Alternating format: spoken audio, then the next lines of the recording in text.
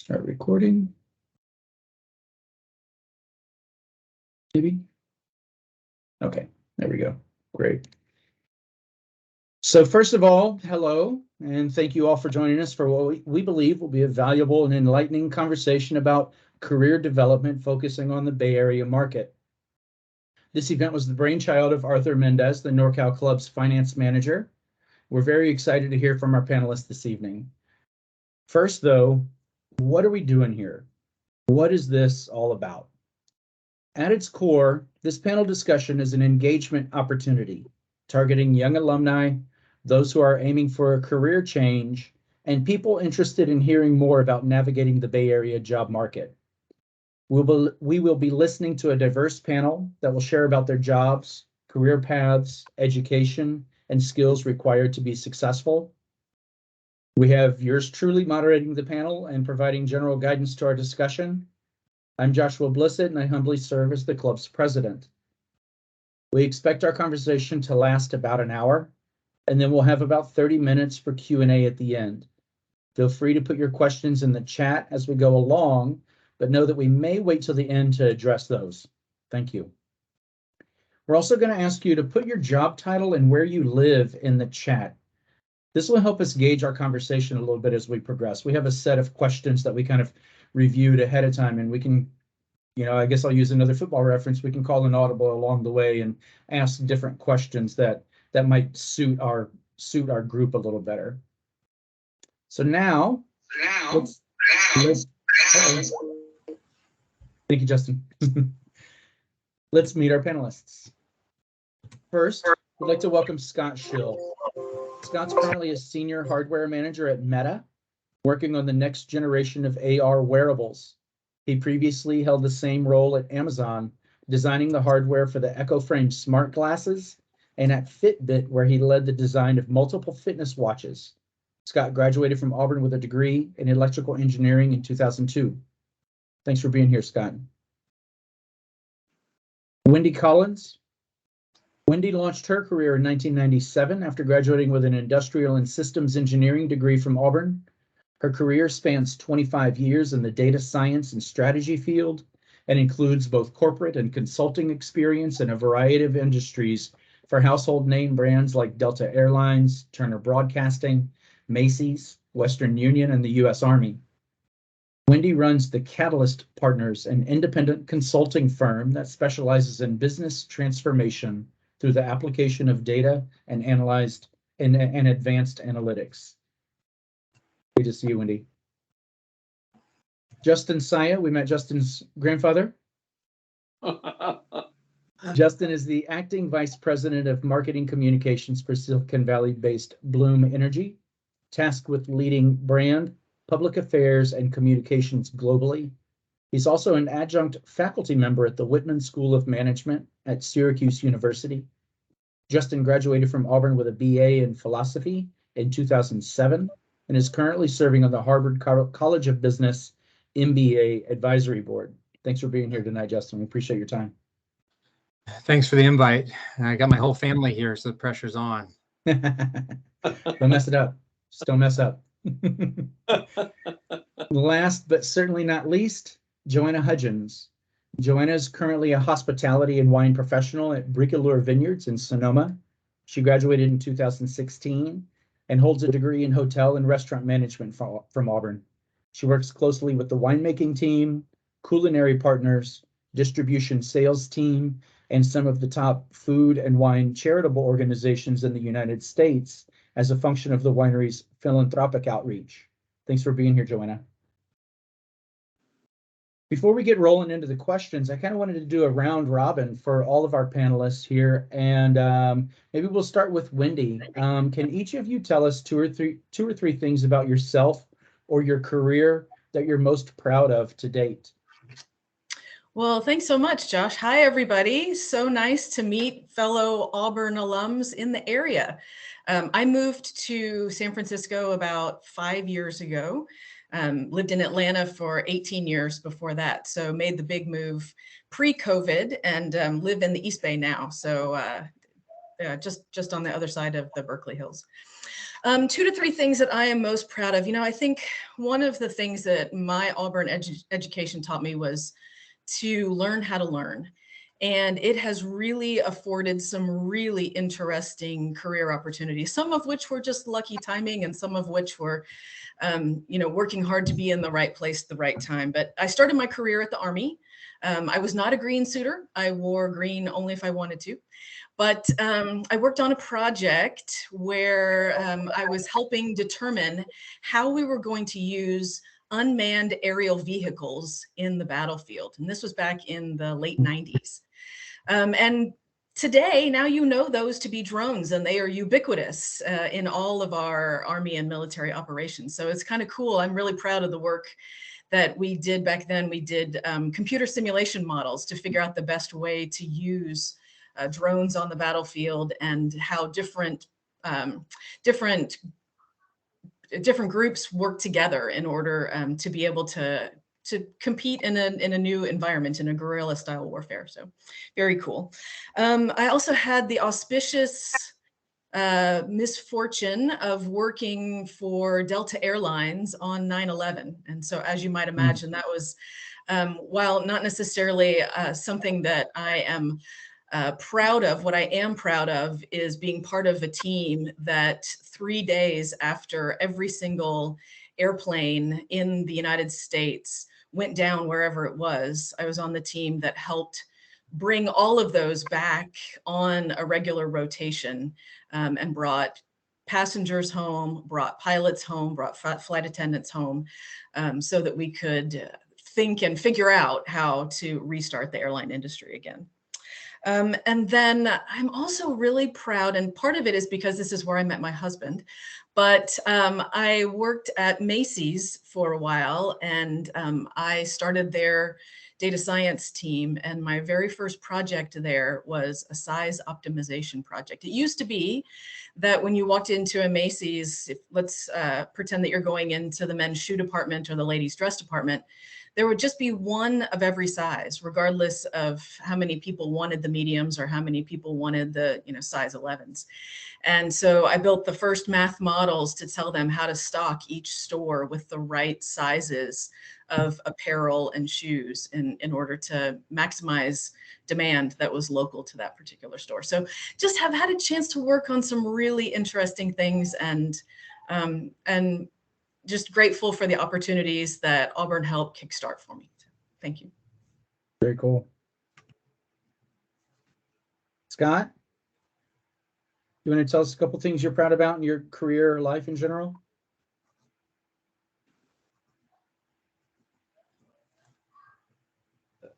Yeah, so like Wendy, I moved here from Atlanta.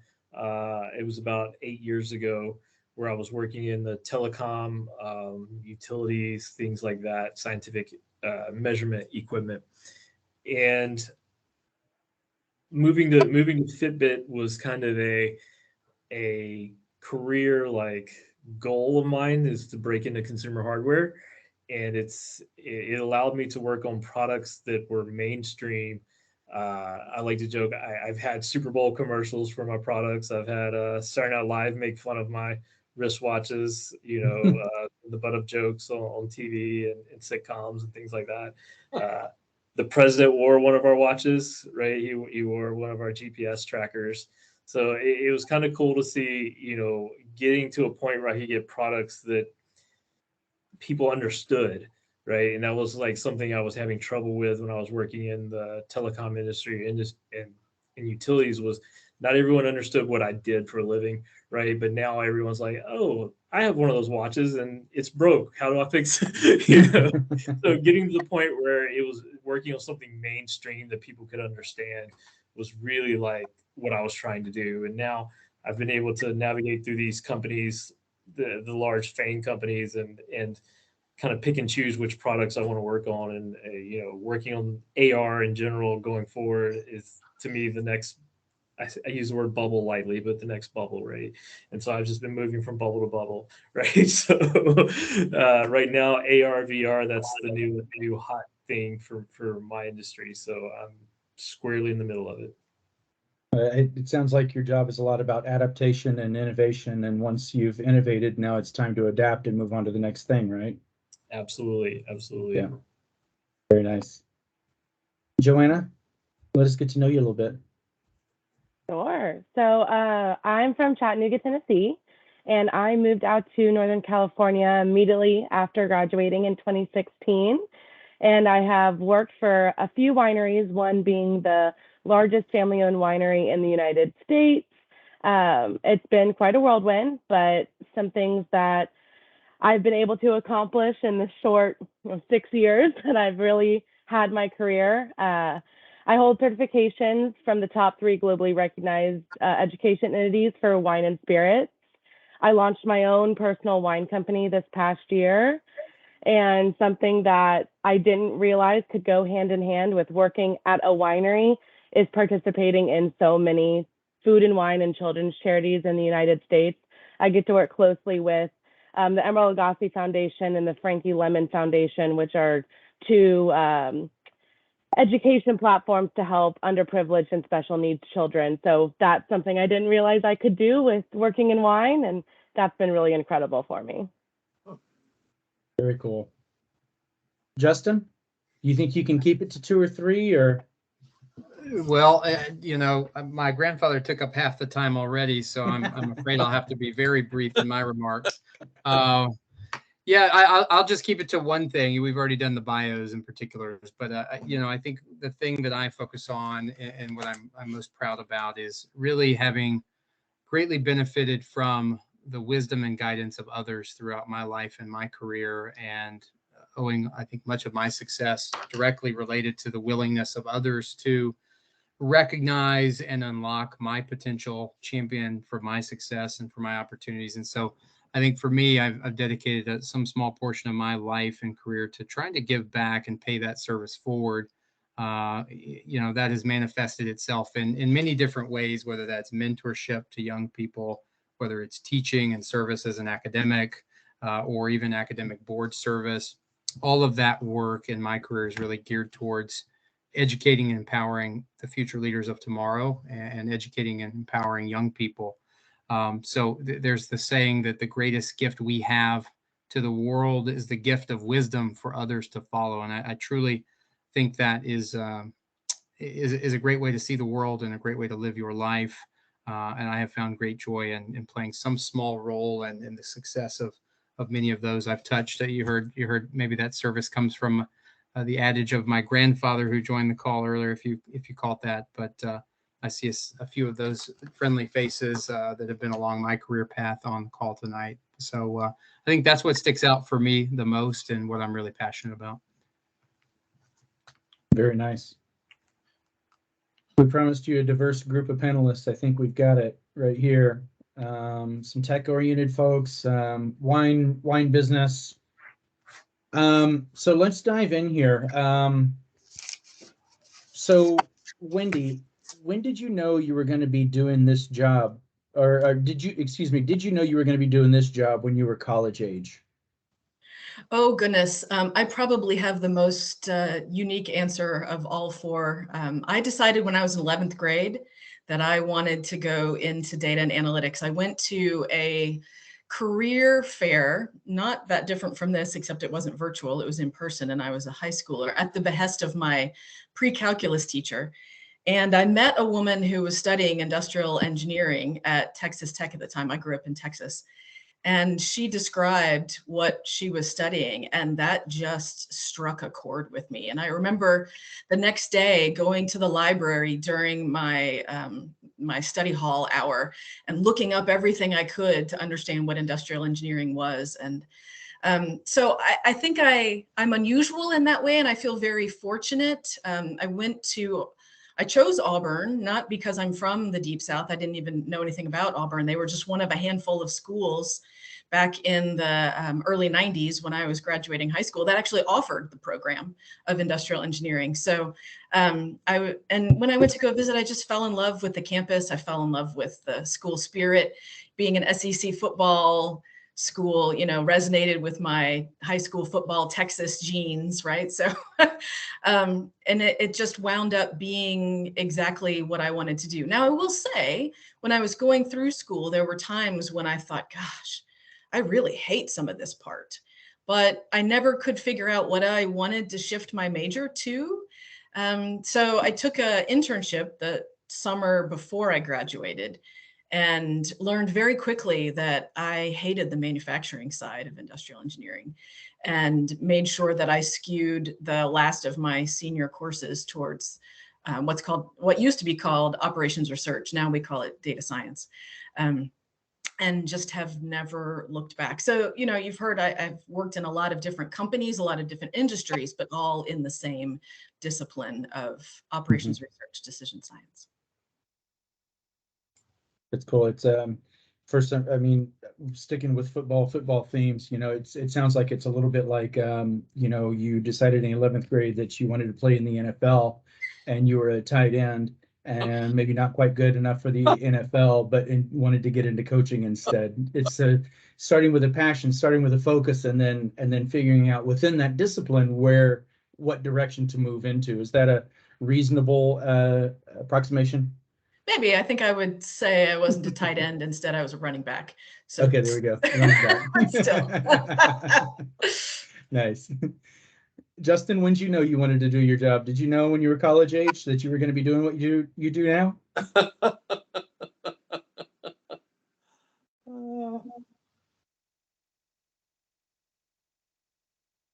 I think you're on mute. Justin, you're on mute. Justin, am I frozen? Justin, you're on mute. How's that? Can you hear me now? Yeah, we can hear you now. Okay, very good. Yeah, so I might be an interesting juxtaposition with Wendy in that I am still not sure what I want to do when I grow up, and have a lot of interest and passions and skills. And I think my career journey has been one of reinvention and reimagination. I call myself a failed engineer. I studied engineering at Auburn. A recovering politico. I worked on the Hill for a time and was in politics. I was a speechwriter for a lieutenant governor and worked for a gentleman who ran for governor. And now I'd like to fashion myself as maybe a reluctant communicator, in that I've had a great career in communications, but I'm always reluctant to be on this stage and to do what I do. So it's kind of an interesting road. And I think I've enjoyed the journey and the different chapters of the career journey, from politics to management consulting to communications now, and also in academia. All of it has brought, I think, a great sense of joy and pride to my life, and yielded different experiences and relationships and learning along the way. And so I don't know that I'll ever figure it out, but I'm having fun with the journey and where it has taken me up to this point. And so that's kind of what guides me in my career, is keeping it interesting and fresh, and never getting locked into just one thing for too long. Very nice. Very nice. Scott, how many years you been in your position now and at the same organization? The longest I've ever been in the same position or same organization has been like 4 years, maybe.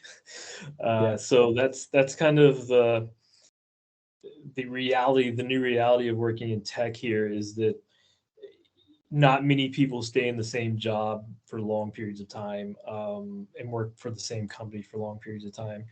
And that was something I had to adjust to when I graduated college. I was born to two parents, in families that you worked the same job 30 years, you retire, and you get your pension, and that's it, right? So it was definitely a different paradigm moving out here. And also the fact that, changing jobs 4 years is kind of the norm. They structure our compensation around 4 years, right? It's kind of based around that concept. And it's one of those, like, you often hear the term up and out, right?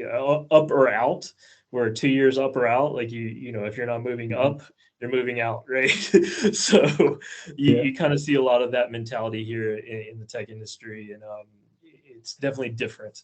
And in the Bay Area, like I said, 4 years is the longest I've been at the same company now. You know, we were talking about this as a group when we were kind of prepping for this call, and it sounded like talking to everybody. That's kind of the norm. I actually read something earlier today that said, what did it say? It said the fastest way to a pay raise is to switch jobs, because new hire budgets are always going to be more than budgets for increased pay. You know, I think there's a lot of truth to that. And I see a lot of head shaking.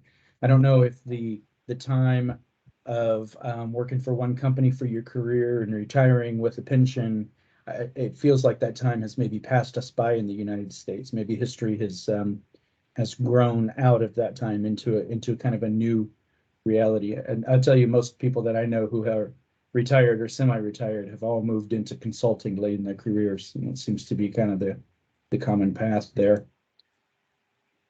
Joanna, you have an interesting job. What skills and talents do you need to do well at your job? Oh, well, number one, passion. If you don't like what you do, you're not going to succeed.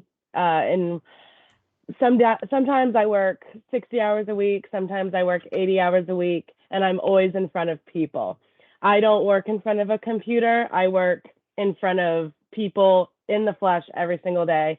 So if you are not passionate about what you do and you're not willing to put some of that first, then you're not going to succeed. I work all day. I study at night to get these certifications, or I make wine myself, so I go home and do that sometimes. So like I said, if you're not passionate about it, then don't bother. Passion, number one. Number one. Wendy, how about you? In terms of the skills for a career in data and analytics. So, for sure, being able to think like someone who can process data. So having a logical mind is important. I think being very comfortable with numbers, with data, with math is really important. But I will tell you, in my career, the thing that has helped me the most has been my listening skills and my, I'll call it regurgitating skills, for lack of a better word. It's a little inelegant, but I think you'll get the picture when I describe it, right? So, I think what's really tempting in my industry is to tell my business partner or my client what the data should do for them, when the most successful path to a career in decision science and data science is to listen to what your client or your business partner needs and help them find the right data to get it.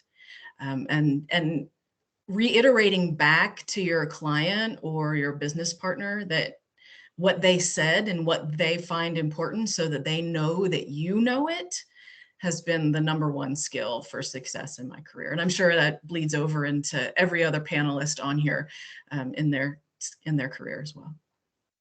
I find it really fascinating that a math and data person cites communications and listening skills as one of the top skills for success. Yeah, well, math is table stakes, right? It's the communication skills that'll make you a success. Yeah, I think it's fascinating. I think this is a round robin question. And Wendy, since we left off with you, maybe we just get started out with you. How did you get from college graduate to your current position? And let's try to think about young alumni and their career paths. It's easy to say, oh, I went to this job, to this job, but were those jobs that you were recruited for? Did you apply for them somehow? Yeah, sure. Well, I guess I'll lead in by saying that the majority of my job changes have either been because I knew someone and they called me, or because I had a skill that was highly sought after in the market. So when I first graduated, my intent actually was to go to Georgia Tech and get a PhD. And I graduated, this was back when Auburn was still in the quarter system, and I graduated in the winter quarter, which meant I had 6 months between March graduation and September when Georgia Tech fall semester started to do something. And so I went actually back to my internship and had them hire me back for the summer. And I happened to be going to the Auburn post office one day and ran into an old classmate. And he said, "Hey, Wendy, we're at the industrial engineering office over at Fort Benning working for the Army, and we're looking for really sharp industrial engineers. Would you be interested?" And by that time I was, making money and thought, do I really want to go back to college and go to grad school and be poor for another, 3 years? And so I thought, okay, well, why not? Why not? And I think that's the first lesson I would say to the folks on this call is always entertain the opportunity. Even if you ultimately turn it down, always entertain the opportunity, because you just have no idea where that's going to take you. In my case, it took me out of my intended career trajectory, put me in a whole different one. And boy, am I so glad that it did. And so interviewed, got the job, all from someone I knew, from a reference. And then that transferred me throughout the Department of Army a couple of times into different parts of the organization. And then I fell in love, and I had moved with the Army to Kansas. I worked at Fort Leavenworth, outside the prison walls, I might say, just in case we don't want to start any nasty rumors here, right? So, my then boyfriend, yeah, right. My then boyfriend lived back in Atlanta, and I decided I wanted to leave the Army and I wanted to move to Atlanta so that we could give this a real go. And I applied for every job I saw. This was back, I can't remember exactly what the service was. Monster.com, I think, is what we used back in the late 90s. And I also found some specialized recruiting firms. And I would really encourage you all to find a recruiter that specializes in your area and get your name in their database. So I still, Smith Hamley is the company that specializes in analytics and data and what I do for a living. And I'm still in their database, and I actually now go back to them to help me find people to work on my team. So that is a resource. I don't know if Smith Hamley is the right one for you, but I'm sure there is one for whatever it is that you do in your field. So I wound up getting the job at Delta. And then from there, it was largely, I just worked really, really hard. And, I subscribe to the paradigm that your career breaks into 3 blocks of 10. Your first 10 years, it's all about putting your head down and working hard so that you develop a reputation for getting it done.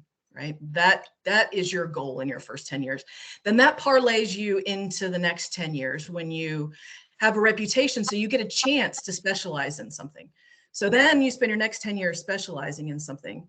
And then that helps you make the jump. Then, interestingly enough, you go from broad to narrow then in your last 10 years, or however long you want your last phase of your career, to go broad again, because then you have the expertise in something that you've been proven that you can do well. And that's really been the arc of my career.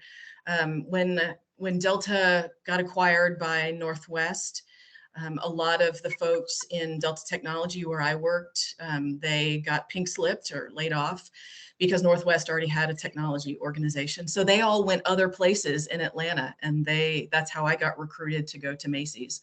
They called me up and said, "Hey, Wendy, I think what you did at Delta is what we need at Macy's. Can you come do it for us?" And so same kind of thing for the majority of my career. Although I will say that middle 10 years when I had really developed a specialty, especially in the latter half of that middle 10 years, was when I started getting lots of calls from recruiters, because when you specialize in something and people are looking for it, they call you. And so, think about what it is. If you're in that middle 10 years or you're heading towards that middle 10 years of your career, what do you want that specialty to be? I was still in data science. I just specialized in pricing for 10 years. And then that opened the door for not just pricing, but for operations when I went to StubHub. And then that opened the door for fraud detection because I worked in e-commerce. So it continues to grow over time, but always take the call from the recruiter. What's the worst thing that you could do? What's the worst that could happen is that you decide you're not a good fit, or they decide you're not a good fit. The other reason that's really important is because you always want to know what you're worth in the market. Even if you are happy with your job, you need to know what you're worth in the market so that you can advocate for yourself. Just like Josh said earlier, sometimes the biggest pay raises come from leaving the company. But there are often times when your company is willing to match that. And so you need to know what you're worth either before you get the offer or as you're contemplating, making the next shift in your career. I would, you touched on your company might be willing to match it. I think I'd like to add on to that. Like every time I've left a job, I've done it very transparently. Talked with my managers. I think it's time for me to move on. I need more money if you can't match it. And you'd be surprised that maybe, unbeknownst to you, someone above your boss has been eyeballing you for a different kind of position. They're looking to create a role that maybe doesn't exist. They're looking for an excuse, a way to secure more budget for you in order to capitalize on your expertise in that role. Scott? Yep. How'd you get from college to doing what you're doing now? Yeah, so you graduated and then they hired you right off the bat, right? sort of. About the legend. Yeah, so I graduated shortly after 9/11, and in the state of Alabama, like the electrical engineering jobs, I don't want to say they're limited, but they're kind of defense focused and all about having security clearance and things like that.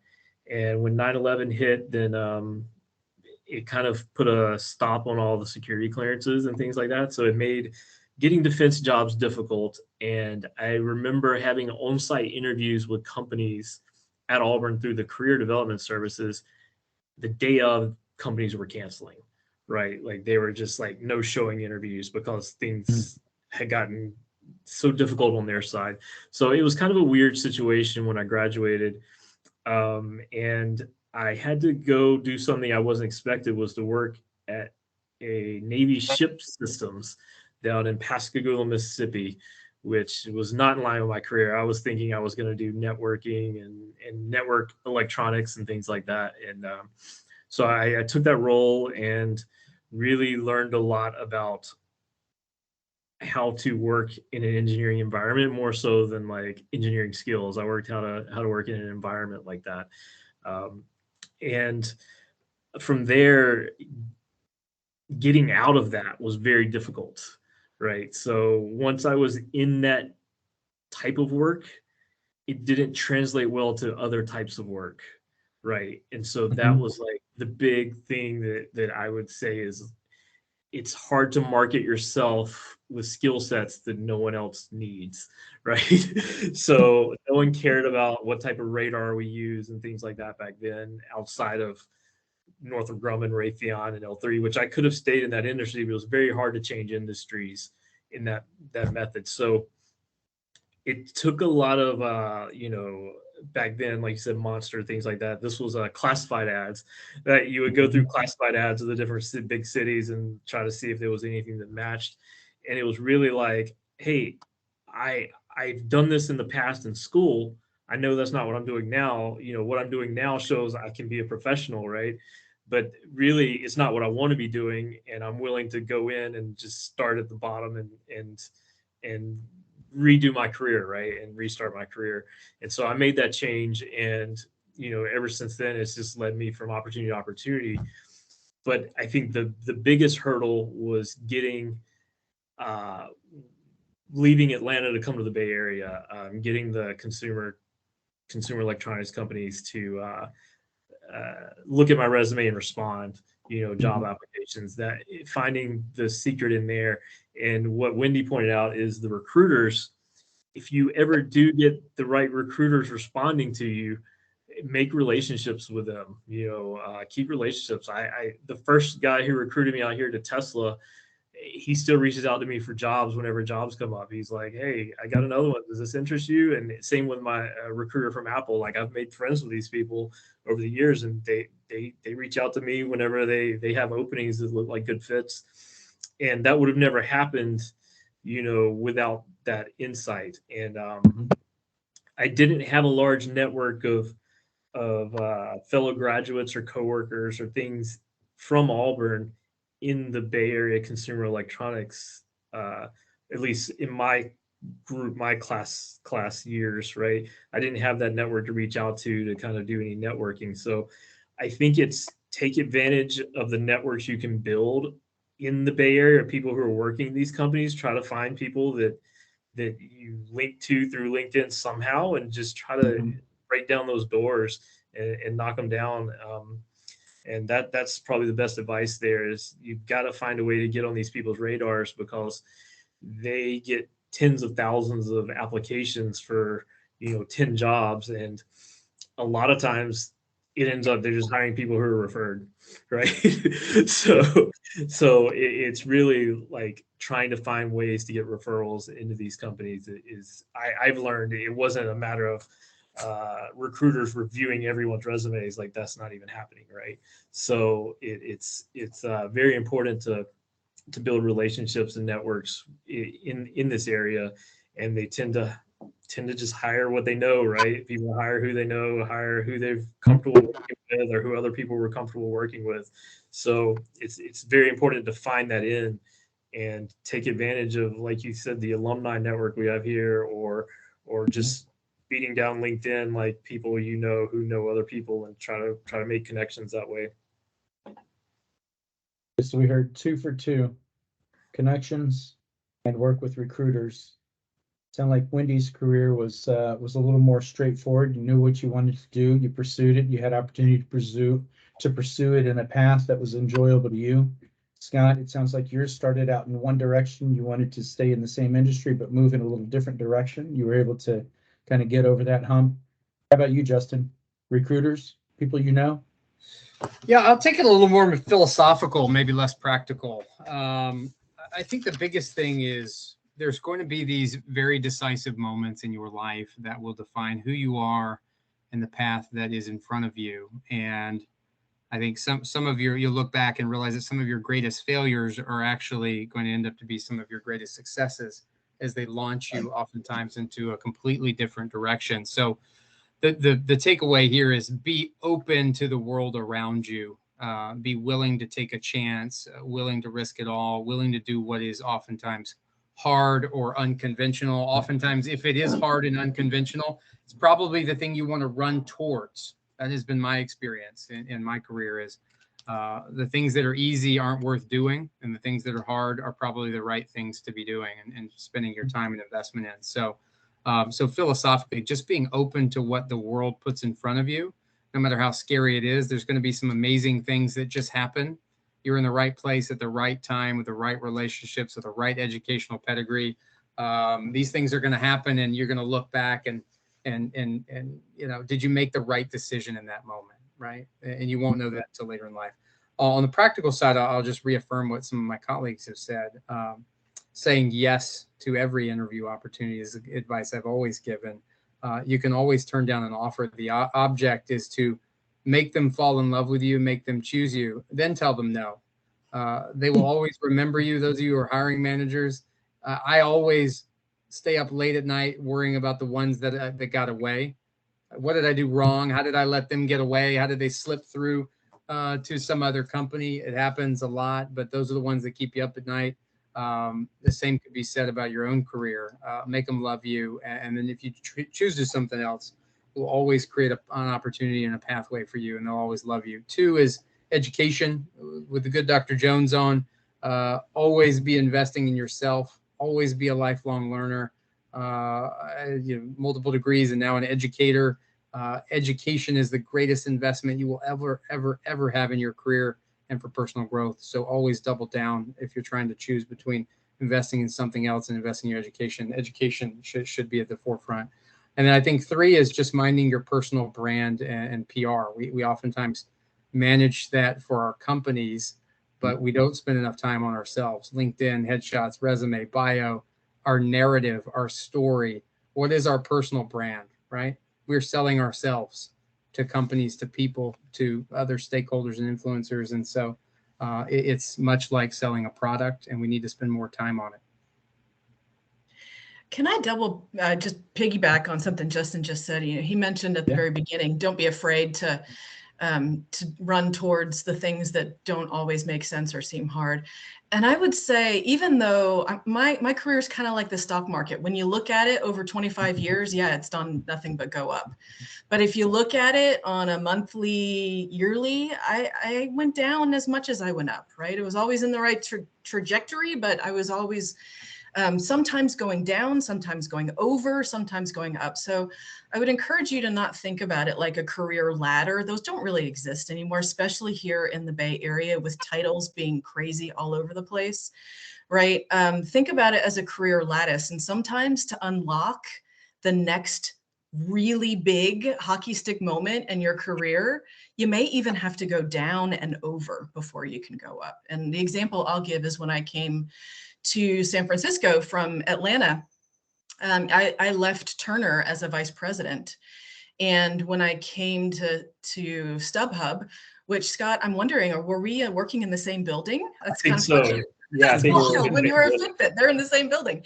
Anyway, so when I went to StubHub, I actually took a title demotion. I went down to be a senior director, but the breadth of responsibility I had was 100-fold. And so it was worth it to me, and it unlocked the next big trajectory in my career. So don't be afraid to even go down to go up, right? It seems nonsensical, but that is the career path of today and of the future, and especially of the Bay Area. And that's something I had to do as well to move to the Bay Area from Atlanta. I went from being principal staff member at AT&T to, I don't want to say junior, to just engineer, right? Like there was 5 levels above me at Fitbit, right? So it totally was a change as well. That I just had to say, hey, if I want to get in this industry, this is what I have to do, right, to prove myself. Very cool.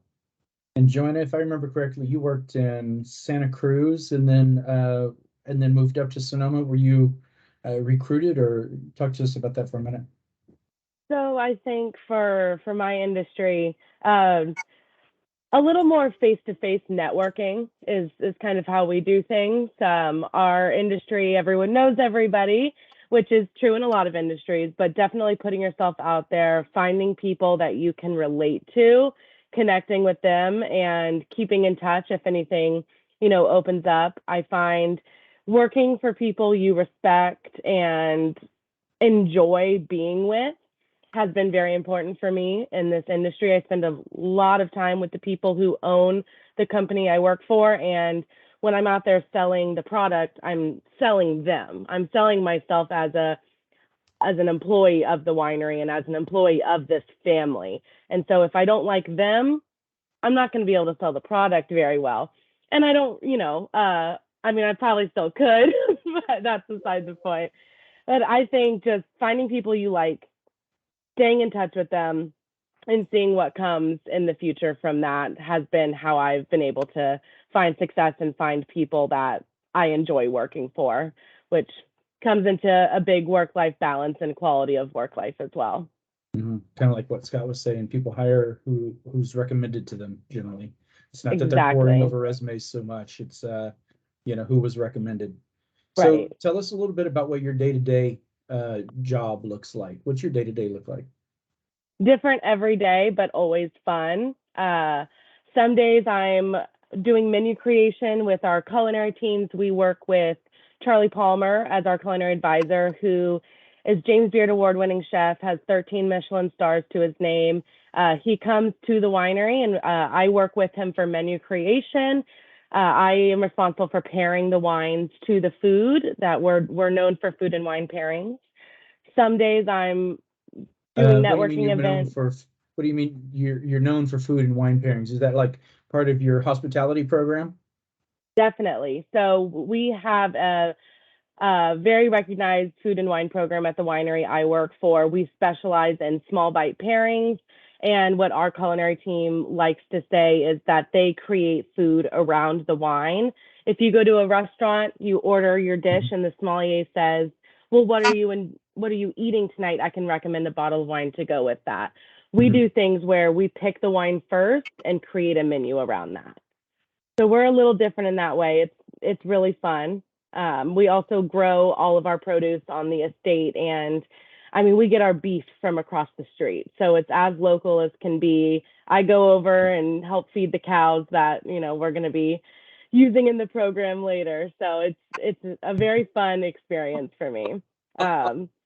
Some days I'm in the winery with our winemaking team. Our winemaker is Carrie Gott. He's been making wine for 53 years. So getting to spend time with him is quite incredible. And then some days I'm traveling, going to different charity events all over the United States, going into New Orleans to be with Emeril Lagasse, or going up to Nashville for the food and wine auction. We also do wine paired dinners with high-end restaurants all over the United States, and I will fly out to those restaurants to be the representation for the winery and sommelier the dinners. So it's really different every day. So with all of those things on your plate, how are you balancing career and family time, your work-life balance? How do you manage that? I don't have kids, so that is a huge help to me. Eventually, when I do have kids, some of that will slow down.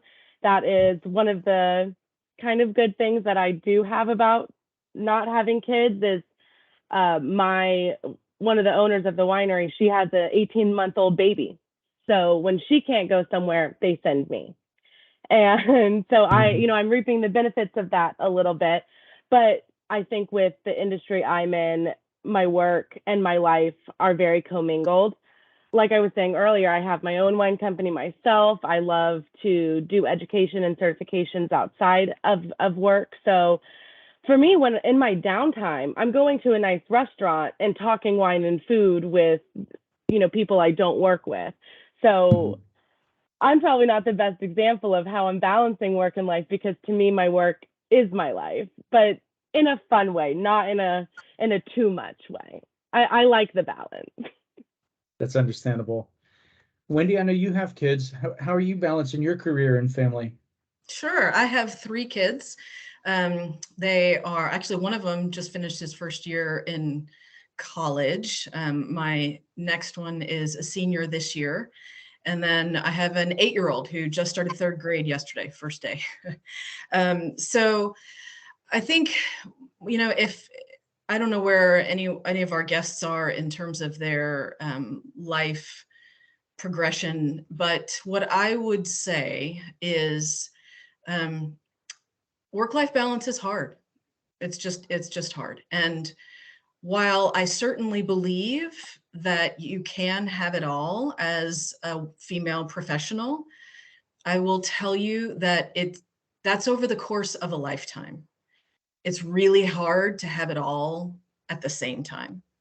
And so if you already have kids, being kind to yourself and recognizing that there is no perfect balance. Some days you're going to over-index on work, and some days you're not. And that's just the way it works. You have to have a good support system. Find, if you don't have family that lives nearby, I've never had family that lives close enough to really rely on day to day. But find a support system. If you want to have nannies, that's a way to do it. We always went with really, really great preschool and daycare and then after school care programs. That's just what worked best for us. But then I will I will tell you the single most important choice, not just for work-life balance, but for your career success. It's not, did I learn enough? It's not, did I go to the right school? Did I get the right job? Do I have the right boss? It's, did I pick the right life partner?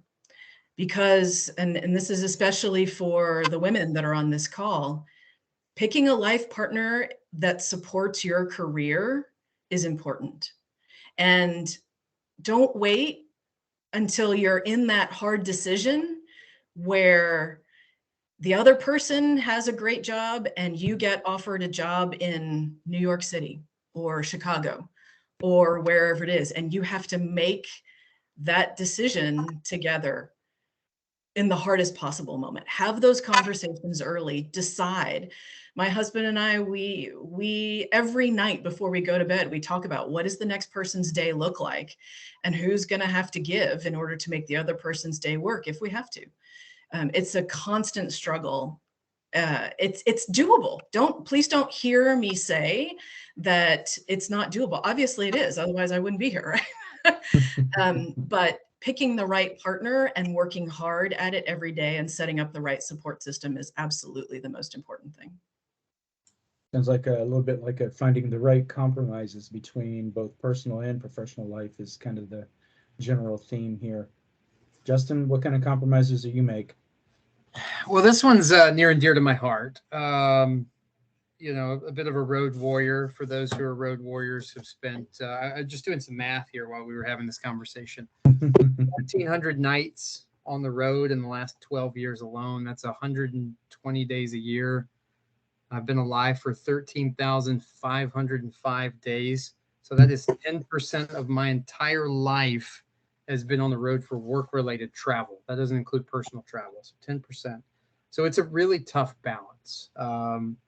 I do subscribe to, for those of you who know Ursula Burns, former CEO of Xerox, she was, I think, criticized for her comments on work-life balance. And she said that, she wouldn't be CEO, couldn't be CEO unless she outsourced the care of her kids to others. And that, she was not a believer that you had to go to all your kids' games. And I think she's often misunderstood. I think the point she's trying to make in that is that it's a fool's journey to think that you're going to ever achieve a perfect balance between one's profession and your personal lives, right? That's a fallacy. The balance comes over a lifetime. It's not in a moment. It's not in a day. It's not in a month. It comes over a lifetime. And so I think Burns's point there was it's okay to ask for help. All of us have childcare, schools, daycare, family members that take care of our children when we can't. And that's part of life, right? It takes a village to raise a child. We've heard that saying, that adage. She also points to the idea that not every moment is equivalent, right? Not every T-ball game, not every choir recital is equivalent. Some moments matter more than others. And so we have to pick the moments that matter and that have the most impact and that have the most value for those around us who we love dearly. And so I do subscribe to that notion. Perfect balance will never be achieved. I love what I think Wendy was saying about partnership and finding those around us who share our views on life and maybe have careers that work with our careers. I have a spouse who is in medicine and has a big career and a big remit as well. And so both of us are equally taxed to share burdens for the family and for childcare. And so neither one of us can do it alone. We have to do it together. We always have to work together to make it work for both of us. And, we both make sacrifices for each other. And I think that's a critical piece of this. You'll always have to compromise to make things work. And children never compromise. As you know, many of you have kids, they never compromise. So the parents have to on their behalf and have to manage it together. So. That was a strong point about different events have kind of a different value level. Some events, frankly, are more valuable.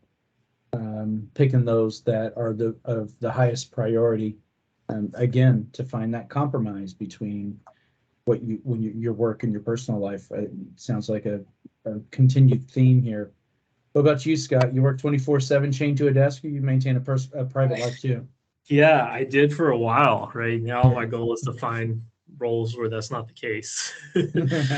uh, One thing I can say is if you want to be in consumer electronics industry, you better bone up on your Mandarin and be prepared to spend large parts of your life in Asia. Particularly for myself, I've spent, I think at Amazon, just in Amazon, my first 2 years, it was 100 nights in Shanghai.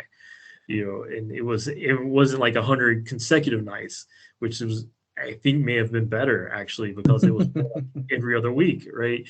Go there for a few days and come back, which is wrecks, the human body traveling and doing that. So traveling to China was something that I wasn't really expecting to be like such a big part of my work in my career, but it is something that can be rewarding but taxing and very difficult.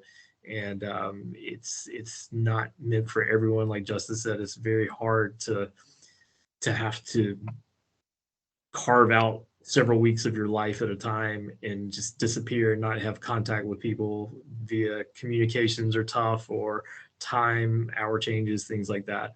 So that's been one thing that leads to that. And the other part is because we work with Asian manufacturers, we have the time shift.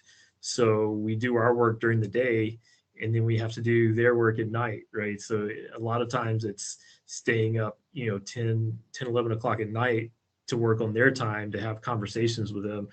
And vice versa. They have to get up, 4 in the morning to have conversations with us. So we're on our time. So getting through that part of my career where that was very intensive, it does take a toll, right? You have to figure out, like, maybe I don't go into work until 1 in the afternoon, and finding companies that are flexible, understanding, like, if I'm going to have a 1 a.m. call, I'm not going to come into work till 2, right? 2 p.m. So like finding those ways to like kind of gain back your sanity in your life. And, I come back from China, from Amazon, I would not come into work for 4 or 5 days afterwards. I'm like, sorry, I my body has to recover, right? So finding ways to cope with that, but also being able to understand that that's a part of the world, the tech world we live in. Is like, it's an expectation that if you're going to be an engineer on this project, you have to travel. And I've had periods in my life where I wasn't able to travel due to health with my family. And I do feel like that set my career back, not being able to go for I was basically grounded for a year, right? And I couldn't go anywhere. And I do feel like that set my career back a little, because I wasn't able to make the in-person connections and decisions on the fly. So it is a part of our careers, and it's something, we have to deal with it. And you get better at it, you get better at traveling, you get better at balancing how you deal with all that. But it's something that I think people need to realize, like, it's going to be there, right? And getting away from it's hard to do, Oh, great points. The one of the things that you said in there that I was fascinated, you're the first one to mention foreign language at all. So just blanket quick question to the rest of the panel. Foreign languages?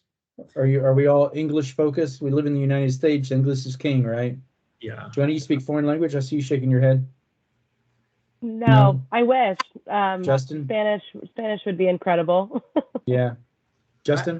I'm in the midst of a career and personal transition to life in Paris. My wife and family were moving to Paris on an expat assignment at the start of next year. So we have embarked in recent days on an aggressive French language learning adventure. So that will be, I think, a unique challenge for us. I mean, obviously, like many of you on this call, we took languages growing up.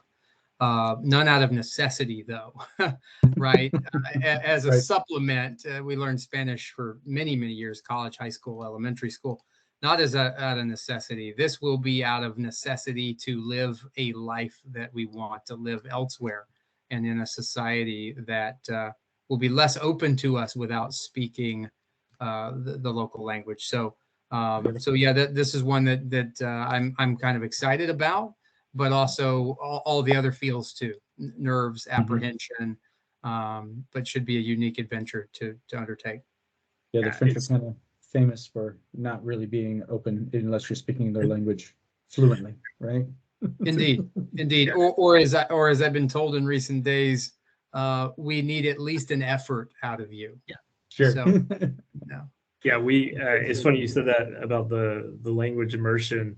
So we're actually setting up factories in Italy right now. So I'm having to travel a lot to Italy. Oh no, that's terrible. But yeah, I have to travel to Italy a lot, and that's something that we're trying to do when we're there is like learn conversational or work level Italian. And so I actually had a phone call today. I'm trying to set up tutoring for my team so we can like at least be able to, look at factory stuff and be like, that's no good, that's good, do this, do that, right? Where we don't have to go through an intermediate person like we do in Asia. I think picking up Italian will be a little easier for us than picking up Mandarin. The interesting thing about language learning, as I'm finding in my own pursuits, is that you have the opportunity to essentially create an entirely new persona for yourself, a new identity. And I have found that I have picked up the persona of a 90-year-old woman with a cane in France. That's how I would describe myself. My voice gets high and pitched. I get really excited when I'm speaking French. And so, yeah, but it's you laugh, but it's interesting because there's a bit of reinvention in language learning, and that you do have different emotion, different sort of genuflection, and the way that you emote words is very different in other languages. And so you are very much a different person in the way that you represent yourself. And so that can be both bad and good depending on how you carry yourself. But it is kind of curious how we create a new identity for ourselves under the auspices of this language barrier. That's really interesting. I wanted to pivot a little bit for the end of the conversation here and bring it around to compensation a little bit. Scott, what kind of benefits are included in your company or in your general role? Yeah, so most of the tech companies pay very differently than like the East Coast based companies in terms of compensation. It's not so much salary based anymore, where it's more, incentives with stock options or RSUs. So it's not uncommon for most of your total compensation to come from stock. Some companies more so than others, where you have very low salary with the expectation if the stock hits, you're going to be millionaires, right? So that happens a lot where it's just not the same paradigm as what you experienced back on the East Coast, and it also makes it kind of hard to compare. You may get like a crazy total comp offer based on stock options, but that's only if the company does well, right? I've had the misfortune of working at companies where, by the time the stock was able to sell, like the company was in shambles, right? So it doesn't always work out, but that's one of the risks and things we have to kind of take into account when we look at these Bay Area compensation offers, is that it's a little bit of risk and with high upside. You look at it and say, well, this has more upside than the other offers because they're giving you a bigger opportunity on the back end, right? Versus some of them are more conservative where they're more salary based. And it just comes from that balance of being able to know what risk you're willing to take and what the overall potential is going to be. In terms of other benefits, some of these companies, in particular Meta and Google and Apple, is kind of like Disneyland for engineers, right? Like they totally try to make it where you don't want to leave your office. Like it's meals, gym memberships, dinners, daycare, laundry, and all that to make you where you don't want to leave, and you're willing to stick around and work longer and later, right? So that's one of the things we have here at Meta. I've got right now stocked fridges and stocked everything, and we just have to show up, and it's kind of nice. But like you said, you're paying for it somehow, right? So the expectation of working long hours kind of comes with that. Joanna, what kind of compensation do you get in your role and benefits? Yeah, so a little different for me. A lot of the jobs are hourly, but when you go into some managerial, you start to get into salary, which is great. Lots of overtime opportunities. And then commissions is really important. Tips is really beneficial for people. Coming home with cash every day is always great.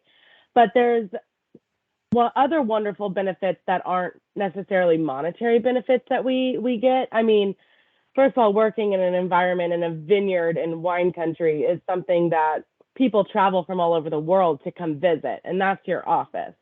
So you show up to work in a beautiful, beautiful setting every day. You get access to exclusive events and high-end events that people, pay to attend and pay to mingle with the people that you're there with. So like getting to travel all over the world or all over the country and the world and eating at fine dining restaurants that I might not necessarily get to afford at this time in my life, but I get to go because I'm working with the chef, and I might get to go into the kitchen and taste some dishes he's creating because of my job. So there's some really fun things that I get to do that other people don't get to do that's, not monetary. And all the wine you can drink, which is always a benefit. It sounds like a lot of the benefits you're describing are more kind of a quality of life proposition. I work in the wine business as well, and we often say, I get to eat and drink like a millionaire over there, although I'll never be one. Exactly. And sometimes I feel like that's good enough for me. I wanted to close it out with 401k matching. Wendy, when we met before, you sounded like you were pretty passionate about 401k matching. You want to talk to us about your thoughts a little bit? Yeah, for sure. So, And then we'll have some questions. Well, there's some questions in the chat, and we'll go through those afterwards. Yeah, so not every company offers 401k matching, but a lot of them do. And if you work for a company and one of the benefits is they match dollar for dollar, and some even match 2-for-1, what you contribute to your 401k, please don't pass up that opportunity.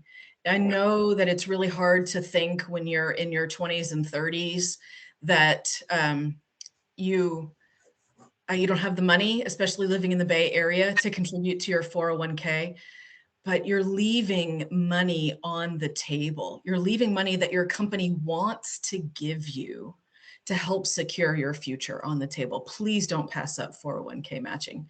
It's the easiest money you ever earned. Nice. Justin, you wanted to jump in on that as well?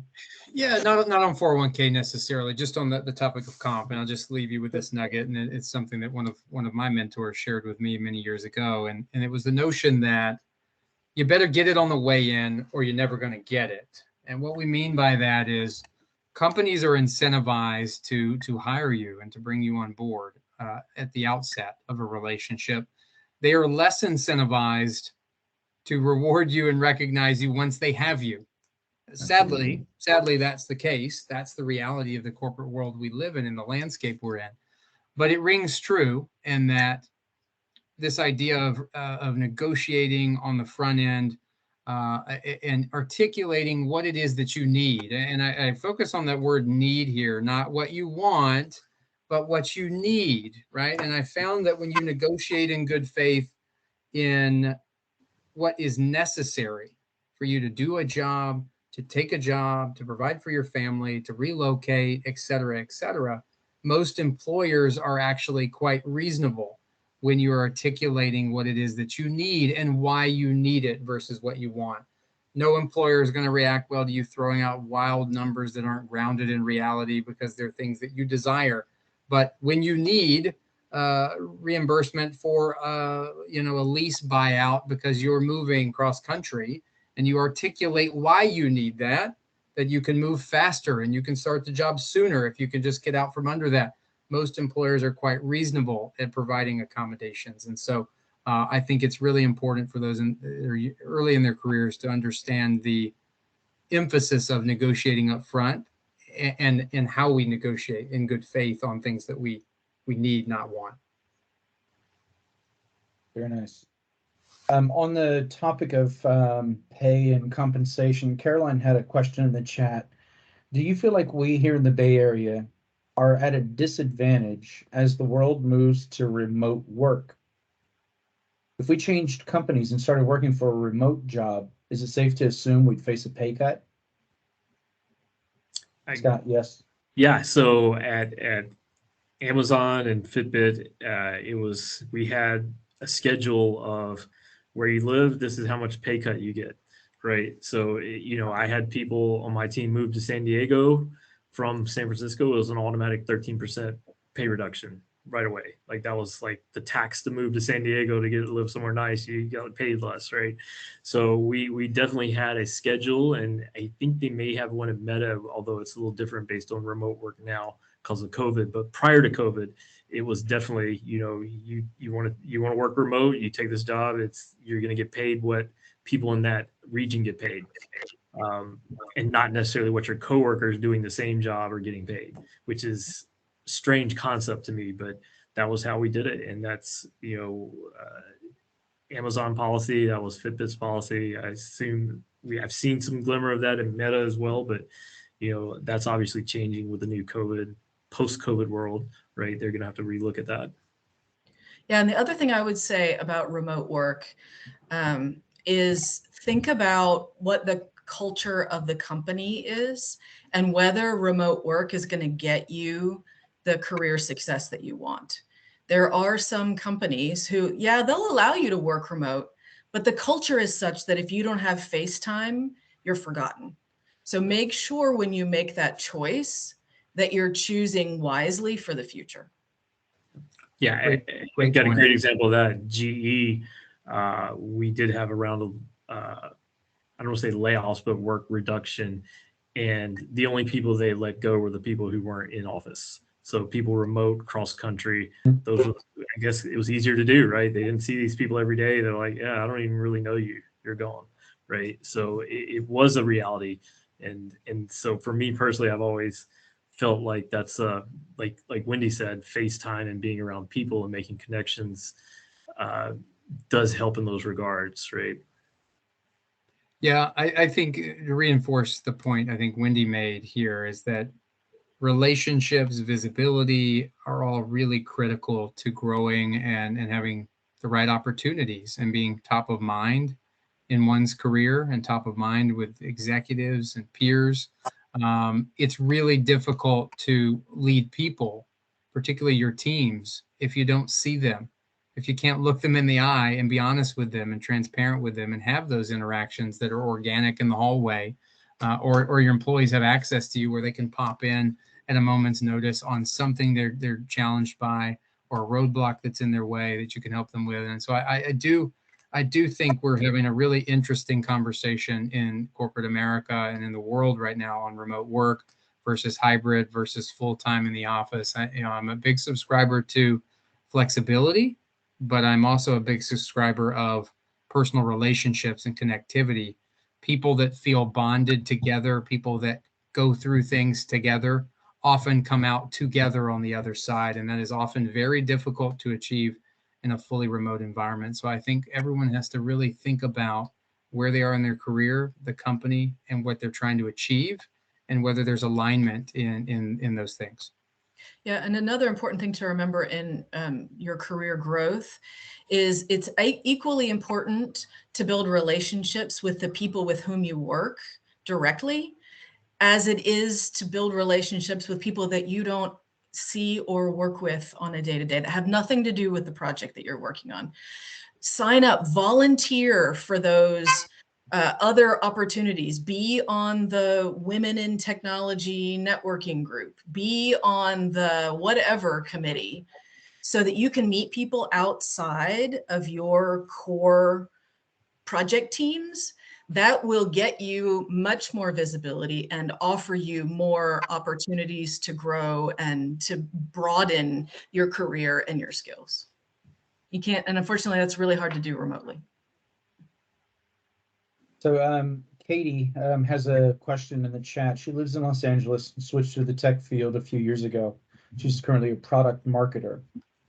She'll eventually move back to the East Coast to be near family once kids arrive. She's hoping to stay in tech, but she's unsure what her career trajectory might look like in tech from the opposite coast. Any thoughts from this group? I think it depends on your definition of tech, right? So if your definition is Scott's career, that might be hard, right? But if your definition is, there's a big startup contingent in New York City, right? Even in Atlanta, there are some really interesting tech companies. Are there as many? No. Are they big name brands like you heard Scott mention from his career? No, probably not. So I think it really depends on your definition of tech and what you want that part of your career to look like. I think it gets back to the conversation we were just having about remote work. If being on the East Coast and working for a tech company that's headquartered in Silicon Valley, and you're at a field office, that's 50 people versus, sitting in Menlo Park at Facebook's headquarters where there's thousands of people, you are, back to Wendy's point, going to be less visible, less thought of, and your career opportunities are going to be more limited as a result of that. So I think the orientation of what it means by, still in tech, but from afar, is really important to understand and to break down, because, the brain trust for what we consider sort of traditional tech is here. It's in the Valley. It's not in Nashville. It's not in Austin. It's not in Boston. It's not in New York, despite the fact that those companies are moving headquarters and moving offices there and making investments there. The innovation culture, the problem solving culture, and those individuals that are behind the innovation and problem solving are here, and they will continue to be here.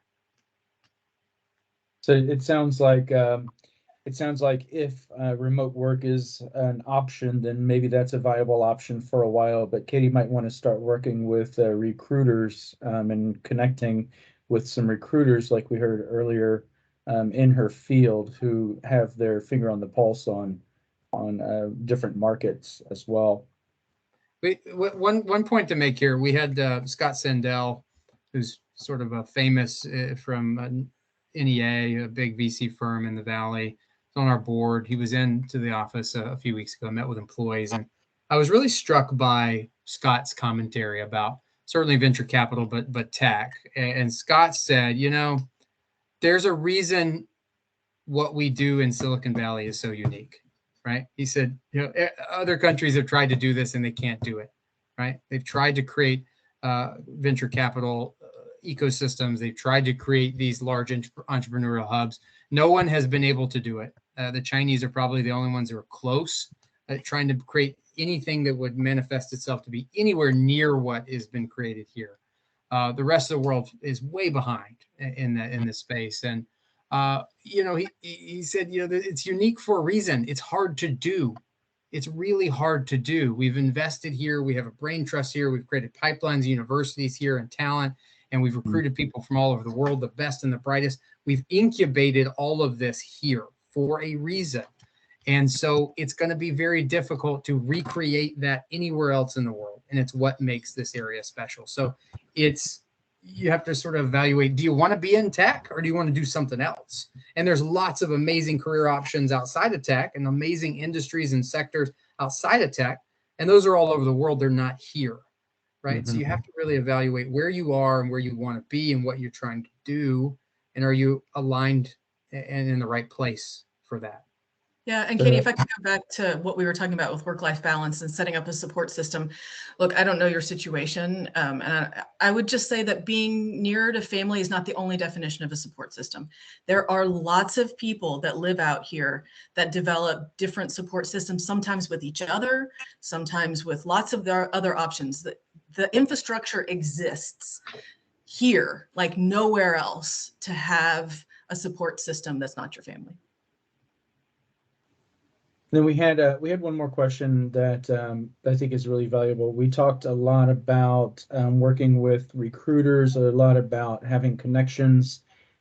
How would you approach a potential employer, a company that you want to work for, for a job that you might be interested in if you don't have a connection that works in the company? How do you get your resume picked off the pile? How do you get a call back? Friends, friends, friends, and more friends. This is the power of relationships and the power of networks. It's, nowadays we can see 6 degrees of separation with LinkedIn. You find somebody who knows somebody who knows somebody who knows somebody at Facebook, right? Or at Apple. And I think the reality is, if you cultivate those relationships and you build genuine, authentic relationships with people, most people are going to be really happy to help you and find a way to get you connected to the right people.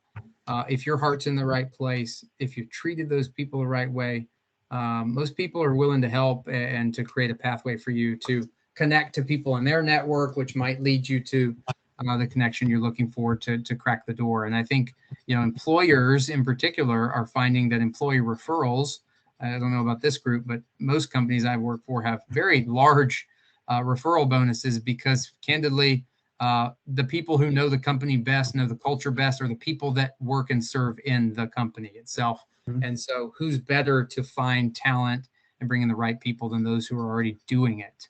And so employee referrals can be really, really powerful sources to elevate your career.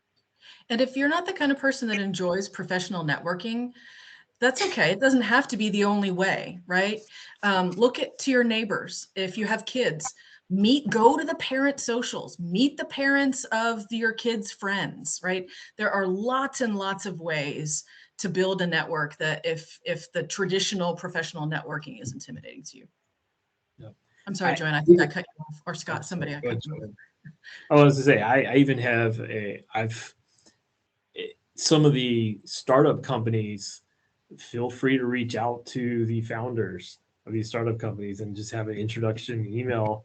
You will probably get a response, right? It's surprising, like the startup companies have an interest to go out and try to find people that discover a talent, right? To help kind of bring them in at maybe a lower cost or lower overhead, right? So they can bring in and maybe get people excited about the opportunity a little bit differently than you would have at like the bigger companies, right? So going and reaching out to founders that you see these, you see something in the news about, like, I give an example, the robot quarterback that's being developed in Dallas, right? Like, I reached out to their founder a month or so ago, like, hey, I really like what you guys do. I'd love to like figure out how we can make something bigger together, right? And I was totally comfortable, and he reached out back to me, and we had a long 2-hour call just talking about the industry and tech and things like that. So it shows how you can make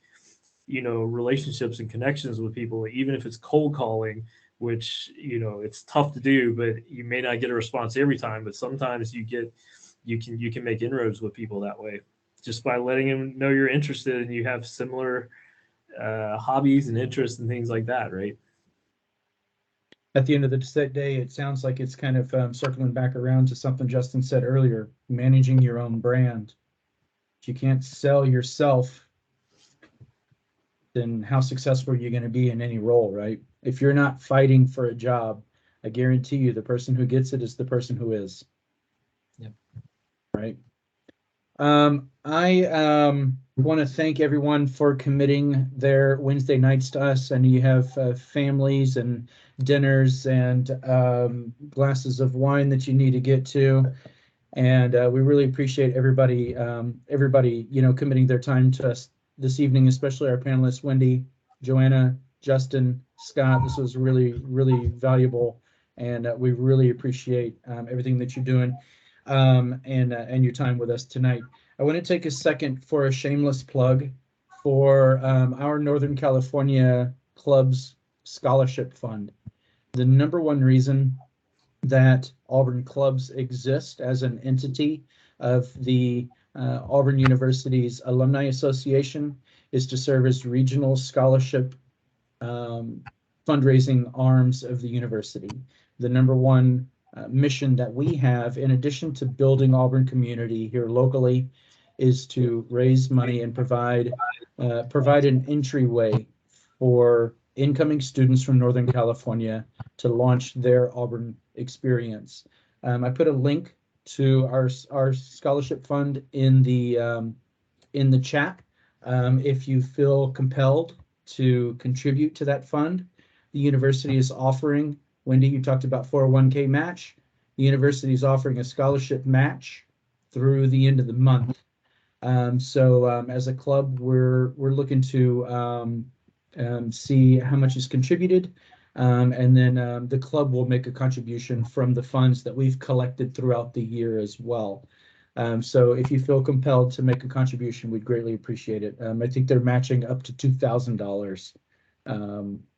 And Caroline, come to Nick's in San Francisco for football season.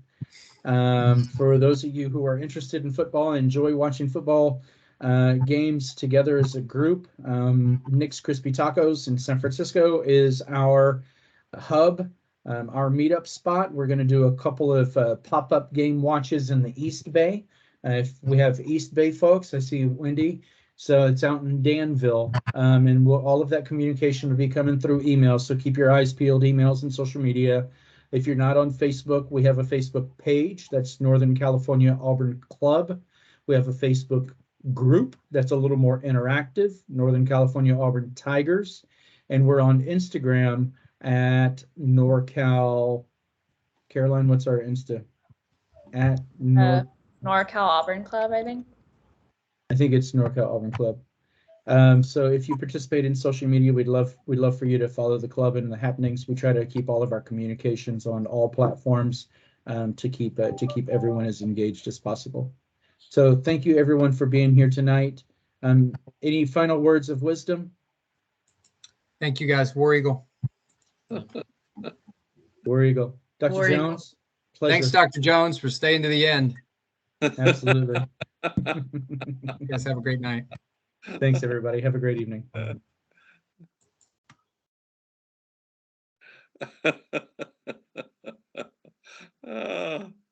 was good.